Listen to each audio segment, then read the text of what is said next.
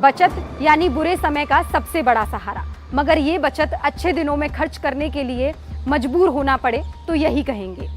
दया, कुछ न कुछ तो गड़बड़ जरूर है। अब गड़बड़ क्या है दया तो आपको नहीं बता पाएगा, हम बताते हैं। जिस तरह मोदी जी की कृपा से बेरोजगारी दर 45 साल में सबसे ज्यादा हो गई थी, वैसे ही अब पीएम मोदी के अच्छे दिनों में घरेलू बचत 34 साल में सबसे कम हो गई। खैर, घरेलू बचत कम होने का मतलब समझ रहे हैं ना आप। एकदम आसान शब्दों में ये समझ लीजिए कि कमाई हो नहीं रही है और जो बचत थी वो 300 रुपए किलो के टमाटर और 100 रुपए लीटर से ज्यादा का पेट्रोल खरीदने में खर्च हो रही है।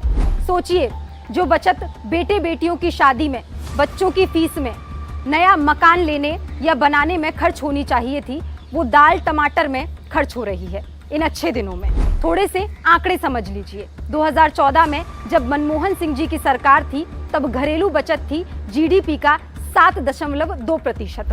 आज जब मोदी जी कुर्सी पर बैठे हैं तो ये घरेलू बचत है जीडीपी का 5.1%। अगर पिछले साल की ही बात करें तो 19% घरेलू बचत कम हुई है। पिछले 2 साल में ही ये घरेलू बचत लगभग आधी हो गई है। और 2 साल पहले कोरोना में मोदी सरकार की नाकामी को मत भूलिए। अच्छा, ये मत समझिए कि घरेलू बचत ही कम हुई है, लोगों पर यानी आप पर कर्जा भी बढ़ा है।